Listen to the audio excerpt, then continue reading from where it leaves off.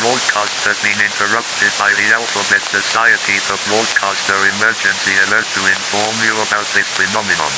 Over 2,000 English speakers have forgotten the letter T or H. We have realized that those letters have been replaced with a forgotten letter form. We are working on finding the letters that were lost.